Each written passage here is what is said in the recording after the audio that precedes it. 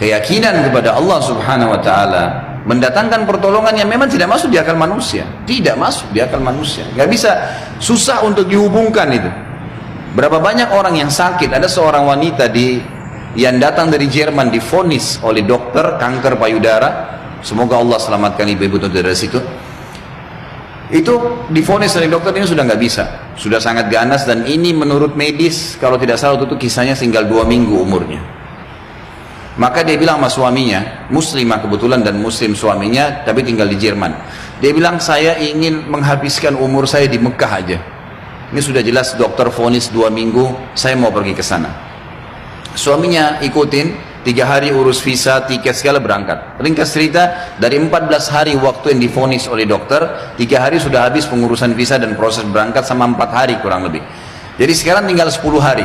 Mulai dia masuk Masjid Haram setelah umrah, perempuan ini sudah nggak ada keinginan makan, dia duduk nangis saja depan haram. Dia nangisnya sebenarnya itu bukan minta disembuhin, dia percaya sama dokter. Dia cuma nangis dosanya yang pernah dia lakukan, dia menyesal kurangnya ibadahnya. Setelah 4 hari berjalan dari 10 hari sisa, dan ini dia akan tinggalkan Mekah hari ke 6 hari dari setelah, jadi tinggal 2 hari lagi.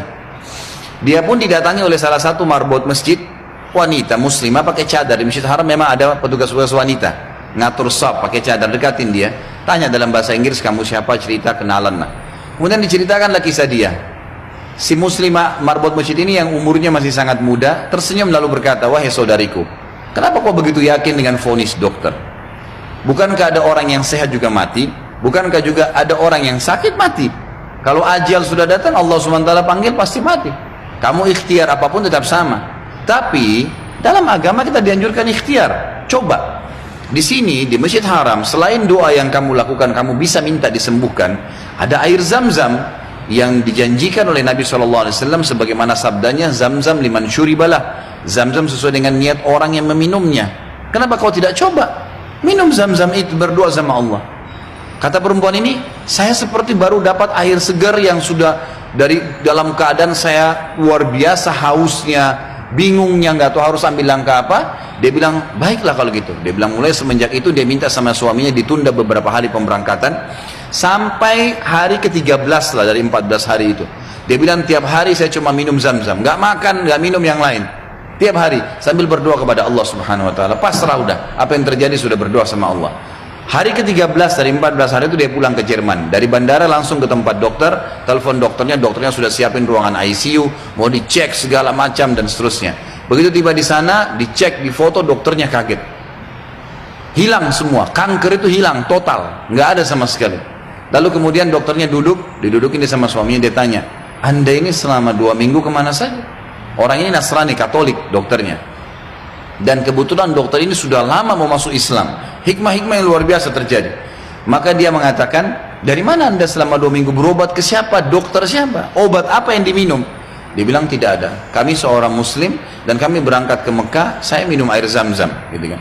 Dan saya berdoa sama Tuhan saya untuk disembuhkan.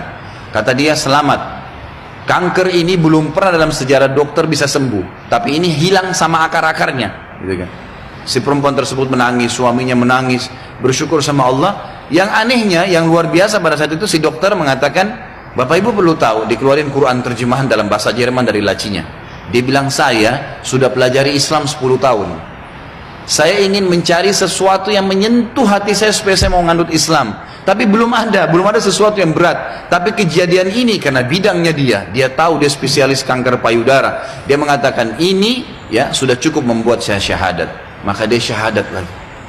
Maka kita bisa lihat bagaimana keyakinan yang sedang kita bahas ini bukan main-main. Ini cuma contoh sebagian kecil ya. Terlalu banyak contoh yang seperti ini, terlalu banyak keajaiban-keajaiban yang luar biasa.